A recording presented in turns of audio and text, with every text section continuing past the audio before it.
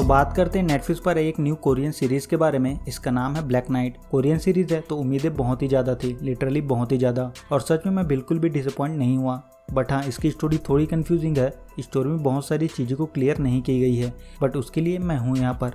आज मैं इस वीडियो में इस सीरीज़ पे बात करने जा रहा हूँ। वीडियो स्टार्ट करने से पहले अगर चैनल पर फर्स्ट टाइम आए हो तो नीचे लाल बटन दिख रहा होगा, उसे दबा देना। Let start and welcome to series verse.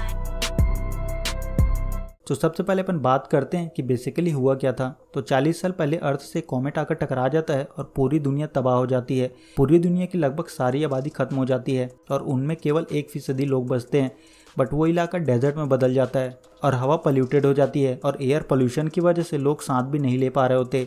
इसलिए पोल्यूशन से लड़ने के लिए एक एयर कोर बनाया गया होता है और लोगों को 3 ग्रुप में डिवाइड किया जाता है, जनरल, स्पेशल और कोर। बोले तो आम, खास और प्रधान। और इनकी पहचान के लिए इन्हें QR कोड दिया जाता है और जिन लोगों को इनमें शामिल नहीं किया जाता उन्हें रिफ्यूजीज बना दिया जाता है और इनकी ज़िंदगी की लंका लग जाती है। और इस सड़ी गली ज़िंदगी से तंग आकर इनमें से कुछ लोग हंटर बन जाते हैं और डिलीवरी मैन से लूटपाट करने लगते हैं। डिलीवरी मैन का काम होता है लोगों को जिंदा रखने के लिए उन तक टाइम पर ऑक्सीजन और ज़रूरी सामान पहुँचाना। उन्हें हंटर से बचकर बिल्कुल सही वक्त पर उनकी लोकेशन पर पहुँचना होता है और इसलिए रिफ्यूजीज डिलीवरी मैन बनना चाहते हैं, क्योंकि ये वो चीज़ है जो उन्हें उनकी बदहाली से निकाल सकती है। डिलीवरी मैन एक कंपनी के लिए काम करते हैं और इस कंपनी का नाम होता है चामयांग ग्रुप और इसके चेयरमैन होते हैं मिस्टर रू। इन्होंने ये सब कुछ बनाया होता है और इनका एक बेटा भी होता है, इसका नाम होता है रोशॉक। मिस्टर रू ए जोन में एक नया रिलोकेटिंग प्लान पर काम कर रहे होते हैं जिसमें वो सबको रिलोकेट करने वाले थे और इस बार रू ने इसमें रिफ्यूजीज को भी शामिल किया होता है और वो चाहते थे कि इस बार गवर्नमेंट खुद इसे लीड करे। बट रूसॉक इसके अगेंस्ट में होता है। इसके 2 रीज़न होते हैं। पहला कि रूसॉक को लगता है कि ऑक्सीजन सप्लाई कम है, इसलिए वो सबको रिलोकेट नहीं कर सकते, इससे क्योस हो जाएगा। और दूसरा और ये मेन रीज़न होता है, रूसॉक नहीं चाहता था कि एक भी रिफ्यूजीज को रिलोकेशन में शामिल किया जाए और इसे रोकने के लिए वो कुछ भी कर सकता है। और रूसॉक को कुछ बीमारी भी होती है जिसकी वजह से वो मर रहा होता है और इसे ठीक करने के लिए उसे म्यूटेंट बच्चों की स्टेम सेल्स की ज़रूरत होती है। वो लोग जिनके पेरेंट्स ऑक्सीनियम माइंस में काम करते थे और उनके बच्चों को एक्सपेरिमेंट के लिए यूज़ किया जाता था, इसलिए इनके बोन्स मेटल के होते हैं और वो लोग जल्दी रिकवर हो जाते हैं। खैर, सबसे पहले अपने को एक लड़के को दिखाते हैं और इसका नाम होता है यून साउल। यून का सपना होता है डिलीवरी मैन बनना, इसलिए वो हमेशा हाथापाई करता रहता है और इसलिए इसकी बहनें इससे परेशान होती है। यून की 2 बहनें होती हैं। एक का नाम होता है मेजर जंग जो डिफेंस इंटेलिजेंस में मेजर होती है और दूसरी होती है इसकी छोटी बहन शुआ। बट यून इनका रियल भाई नहीं होता। मेजर जंग यून को आर्मी और राइटर्स के बीच हुए मुठभेड़ से बचाकर लाई थी जब वो घायल था और तब से मेजर जंग ने यून को छिपा कर रखा है क्योंकि रिफ्यूजीज को जनरल जोन में रहना अलाउ नहीं होता। खैर, यून जब अपने घर पहुंचता है तो मेजर जंग यून को 15 दिन के लिए घर में रहने की सजा देती है क्योंकि यून लोगों से मारपीट करके आया था। बट यून उनकी बात नहीं सुनता और अपने दोस्तों के यहाँ पहुंच जाता है। इसके 3 दोस्त होते हैं और इनके नाम बड़े अजीब होते हैं, डमी, डमडम और यूजलेस। और इनके एक ग्रैंडपा भी होते हैं और इन्होंने चेयरमैन रू की मदद की थी एयर कोर बनाने में। यून अपने दोस्तों को मिलता है और बोलता है कि उसे कल से घर में रहना है तो क्यों ना आज मज़े करें।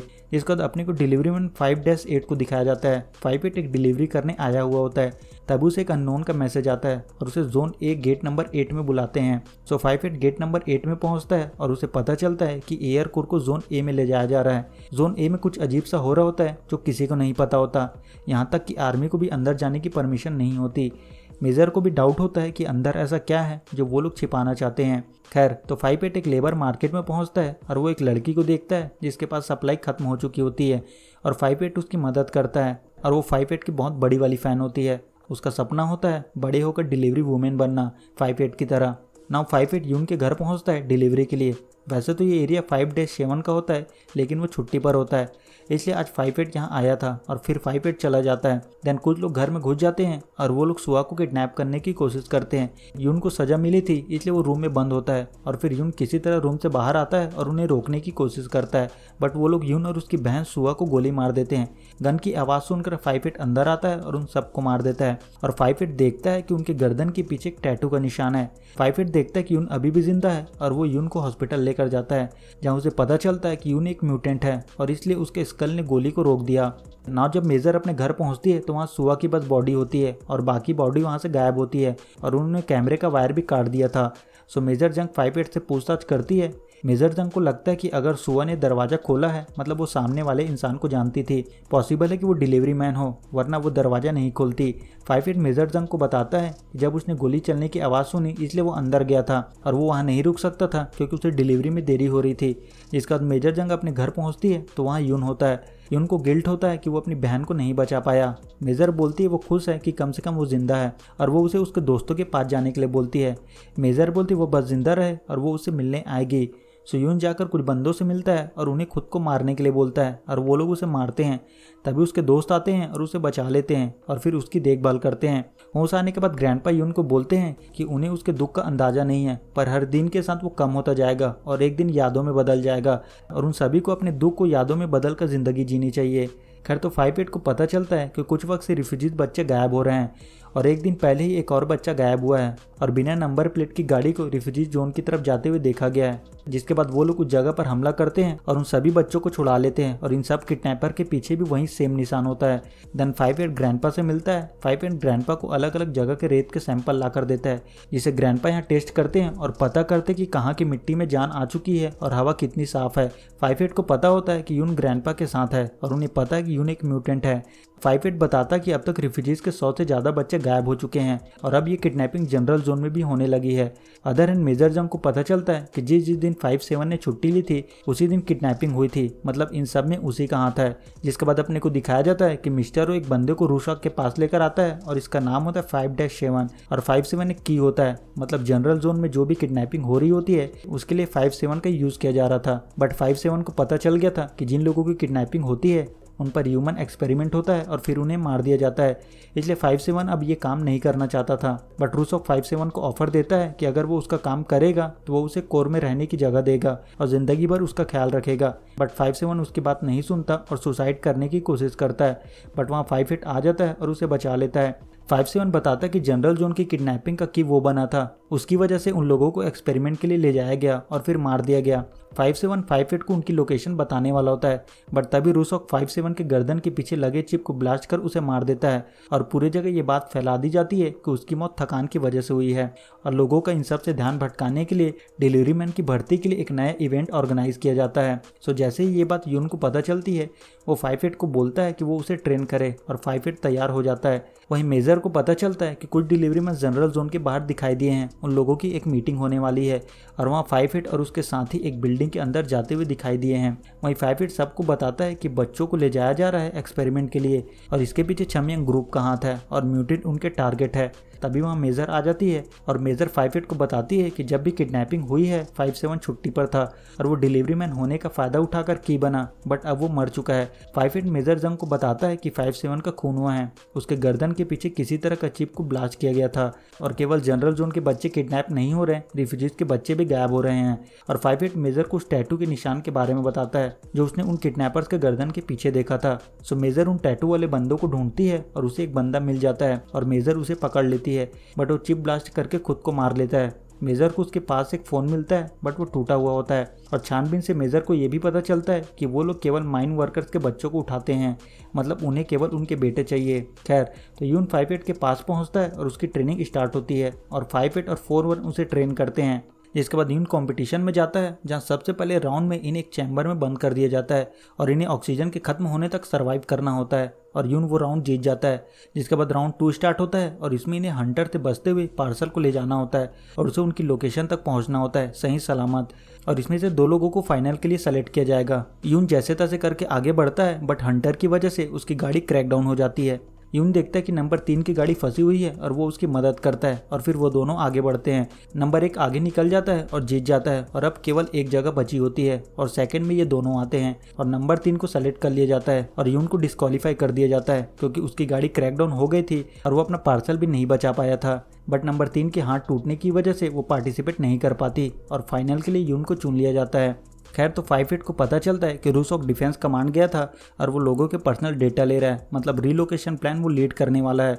हालांकि एक लेडी 5-8 को समझाती है कि गवर्नमेंट और मिस्टर रू रीलोकेटिंग में उनके साथ है और वो लोग रिफ्यूजीज़ को शामिल करने वाले हैं और शायद वो लोग सबके पर्सनल डेटा इसलिए मांग रहे हैं क्योंकि वो एक उम्दा नस्ल की दुनिया बनाना चाहते हैं। लेकिन 5-8 को मिस्टर रू पर भरोसा नहीं होता। इसका रीज़न ये होता है कि 9 साल पहले मिस्टर रू ने रिफ्यूजीज़ के प्रोटेस्ट को दंगा घोषित करके 100 से ज़्यादा रिफ्यूजीज़ को मार दिया था और 5-8 भी उनमें से एक था और वो अकेला जिंदा बचा था। खैर तो 5-8 को पता चलता है कि जोन ए के अंदर जनरेटिंग यूनिट भेजा जा रहा है। सो 5-8 उन पर हमला करता है और जनरेटिंग यूनिट को तबाह कर देता है और मिस्टर ओ रूशॉक को बताता है कि जोन ए के जनरेटिंग यूनिट को उड़ा दिया गया है। देन रूशॉक अपने डैड मिस्टर रू से मिलता है। उन्हें पता चला था कि रूशॉक ने डिफेंस कमांड से लोगों के पर्सनल डेटा मांगा है। रूशॉक बोलता है कि रिलोकेशन में सबको शामिल नहीं कर सकते क्योंकि इससे सिस्टम ओवरलोड होगा और वो लोग इतना ऑक्सीजन पैदा नहीं कर सकते, इसलिए उन्हें उनका पुराना फैसला लेना होगा और रिलोकेशन प्लान छमियांग को ही लीड करनी चाहिए। बट मिस्टर रू का मानना है कि सांस लेने वाले हर जिंदा इंसान को शामिल किया जाना चाहिए, फिर चाहे वो रिफ्यूजीज ही क्यों ना हो। सो रूशॉक एक जगह पर जाता है जब बहुत सारे कैप्सूल होते हैं और उनमें बच्चों को रखा गया था और रूशॉक गुस्से में उनमें से एक को मार देता है, जिसके बाद अपने को देखने को मिलता है कि डिलीवरी मैन का फाइनल होता है और रिफ्यूजीज मैच को देखने के लिए इकट्ठा होते हैं। इस बीच 5-8 को पता चलता है कि 2 एसयूवी देखी गई है बिना नंबर प्लेट के। सो 5-8 उन पर हमला करता है और उनमें से एक को पकड़ लेता है और उसके गर्दन के पीछे से चिप को निकाल देता है ताकि वो खुद को ना मार सके। और जब 5-8 उसका फ़ोन चेक करता है तो उसे रिफ्यूजीज प्लान के बारे में पता चलता है। इनका प्लान होता है कि वो लोग यून के रिफ्यूजीज होने का फ़ायदा उठाकर उसके फाइनल का लाइव टेलीकास्ट करेंगे और रिफ्यूजीज को एक जगह इकट्ठा करके उन्हें बॉम्ब से उड़ा देंगे, क्योंकि अगर रिफ्यूजीज ही नहीं बचेंगे तो फिर उन्हें रिलोकेट कैसे किया जाएगा। 5-8 अपने लोगों को उन्हें बचाने के लिए बोलता है, बट इससे पहले कि वो लोग वहाँ पहुँच पाते वहाँ ब्लास्ट हो जाता है और बहुत से लोग मारे जाते हैं। अदर हैंड यून जैसे तैसे करके फाइनल फाइट जीत जाता है, बट रूसॉक को यून के म्यूटेंट होने का पता चल जाता है और वो लोग यून के स्टेम सेल्स निकाल लेते हैं और रूसॉक जैसे लक्षण वाले मरीज पर टेस्टिंग स्टार्ट कर देते हैं। वहीं जंग यून को बोलती है कि उसके म्यूटेंट होने का सबको पता चल चुका है और अब सबकी नज़र उस पर होगी। आगे यून देखता है कि उन लोगों ने एक बंदे को बांध कर रखा हुआ है और 5-8 यून को सारी बात बताता है, जैसा वो उस ग्रुप का है जिसने उसकी बहन को मारा है और उसके मैच का फ़ायदा उठाकर इन लोगों ने रिफ्यूजीज को इकट्ठा किया और उन्हें बॉम्ब से उड़ा दिया और इन सब में छमियांग का हाथ है और उनकी बनाई दुनिया में रिफ्यूजीज का कोई जगह नहीं है और ना पहले कभी थी और ना आगे कभी होगी। खैर तो 5-8 मेजर जंग से उस बंदे से मिले डिवाइस से डेटा और उनके जीपीएस लोकेशन निकालने के लिए बोलता है। मेजर जंग को उनसे किडनैपिंग और ब्लास्ट के सबूत मिल जाते हैं, बट इनके पास अब भी रूसॉक के खिलाफ कोई भी सबूत नहीं होता कि इन सब में उसका हाथ है। सो रूसॉक के खिलाफ सबूत इकट्ठा करने के लिए मेजर और 5-8 एक प्लान बनाते हैं। सबसे पहले वो उस किडनैपर को छुड़ा देते हैं और उसे ये दिखाते हैं कि उसे उसके लोगों ने छुड़ाया है और वो बंदा सीधे अपने ठिकाने पर पहुंचता है और मिस्टर हो को कॉल करता है और मिस्टर ओ आकर उसे मार देता है और ये दोनों मिस्टर ओ को पकड़ लेते हैं और मेजर जंग उसे अरेस्ट कर लेती है। और अब मिस्टर ओ के पास 2 ही रास्ते होते हैं, या तो लोगों को उसके बारे में पता चल जाए कि सब में उसका हाथ है और रूसॉक अपने आप को बचाने के लिए उसके गर्दन के पीछे लगे चिप को ब्लास्ट करके उसे मार देगा, या फिर वो रूसॉक के साथ रहे और उनका साथ दे और उसके बारे में जानकारी दे और मिस्टर ओ इनकी बात मान जाता है। आगे 5-8 को पता चलता है कि रूसॉक ने एयर प्यूरिफाई मशीन में जहर डालकर लोगों को मारने की कोशिश की है और 5-8 इस सारी बात मेजर जंग को बताता है। देन मेजर जंग मिस्टर रू से मिलने पहुंचती है। इस बीच 5-8 रूसॉक पर हमला करके उसे मारने वाला होता है, बट वो बच जाता है और रूसॉक को पता चल जाता है कि हाल ही में जनरेटिंग एक्सप्लोजन और बस हाईजैकिंग इस सब में डिलीवरी मैन 5-8 का हाथ है। डिलीवरी मैन का एक सीक्रेट ऑर्गेनाइजेशन है और शायद वो म्यूटेंट भी उन्हीं का हिस्सा है। इधर मेजर जंग मिस्टर रू को बताती है कि किडनैपिंग, ब्लास्ट और हवा में जहर को मिलाना इन सब में रूसॉक का हाथ है। तभी मेजर को मैसेज आता है कि 5-8 ने रूसॉक को मारने की कोशिश की है, जिसका मेजर 5-8 से मिलती है और बताती कि चेयरमैन रू को सच पता है और कल वो प्रेसिडेंट से मिलेंगे और जब तक वो कोई फैसला नहीं लेते उन्हें वेट करना चाहिए, क्योंकि अगर रूसॉक मर भी जाता है तो भी इसका कोई फायदा नहीं होगा, बट अगर वो लोग ये सब करते रहते हैं तो जो बवाल होगा उसे वो लोग संभाल नहीं पाएंगे। आगे 5-8 एक लेडी से मिलता है और वो 5-8 को रिलोकेटिंग प्लान देती है। अदर हैंड मिस्टर रू ग्रैंडपा से मिलने पहुंचता है और बोलता है कि वो नहीं था, इसलिए उसे एयर कोर बनाने में 5 साल ज़्यादा लगा और अब उसे ये सब खत्म करना होगा। जिसके बाद अपने को दिखाया जाता है कि मिस्टर रू प्रेसिडेंट मैडम से मिलता है और रिलोकेशन प्लान की लीड करने और ऑक्सीजन सप्लाई गवर्नमेंट के हवाले कर देता है। मिस्टर रू को पता होता है कि रूसॉक ने बहुत से लोगों की जान ली है और उसने लोगों की जान बचाने के लिए ये सब बनाया था, ना कि मारने के लिए। बट जैसे इस बारे में रूसॉक को पता चलता है, वो डिफेंस मिनिस्टर के साथ मिलकर मिस्टर रू को मार देता है और तख्ता पलट कर देता है और प्रेसिडेंट मैडम को वो लोग अरेस्ट कर लेते हैं। देन रूसॉक अनाउंस करता है कि वो लोग ऑक्सीजन सप्लाई को 3 महीनों के लिए रोक रहे हैं और रूसॉक 5-8 और उसके साथियों को टेररिस्ट घोषित कर देता है। सो 5-8 के पास एक ही रास्ता होता है कि उन्हें कोर ऑफिस में हमला करना होगा। ग्रैंडपा 5-8 को ऑफिस का ब्लूप्रिंट देता है जिसे मिस्टर रू और उसने मिलकर बनाया था। जिसके बाद अपने को दिखाया जाता है कि शारीरिक जांच के नाम पर रिफ्यूजीज को जो वैक्सीन दिया जा रहा था उनसे लोगों की मौत हो रही थी। बेसिकली वो जहर था और इन सब के पीछे रूसॉक का हाथ होता है। ग्रैंडपा और यूजलेस को पता चलता है कि उसके दोस्त भी वैक्सीन के लिए गए हैं, तो यूजलेस वैक्सीन सेंटर में उन्हें रोकने पहुंचता है। तभी वहाँ डिलीवरी मैन आकर फायरिंग करते हैं, जिससे वहाँ अफरा तफरी मच जाती है और इन सब में यूजलेस भी मारा जाता है और सोल्जर यून को भी पकड़ लेते हैं। देन यून को कोर ऑफिस में लाया जाता है और उस पर भी टेस्ट किया जाता है। अदर हैंड सार्जेंट ली मेजर जंग को बताता है कि यून को अरेस्ट करके चमयंग ले जाया गया है और वो बस ऑर्डर दे, वो लोग तैयार हैं। और फिर मेजर 5-8 से मिलती है और वो उनका साथ देने के लिए तैयार हो जाती है और फिर मेजर उन्हें चमयंग के ऑफिस तक पहुंचाती है और फिर वो लोग ऑफिस पर हमला करते हैं। सबसे पहले मेजर जंग प्रेसिडेंट को छुड़ाती है और डिफेंस मिनिस्टर को अरेस्ट कर लिया जाता है। बट जैसे ही हमले की बात रूसो को पता चलती है, वो यून को लेकर एयर कोर में पहुंचता है और उसे डिस्ट्रॉय करने की कोशिश करता है।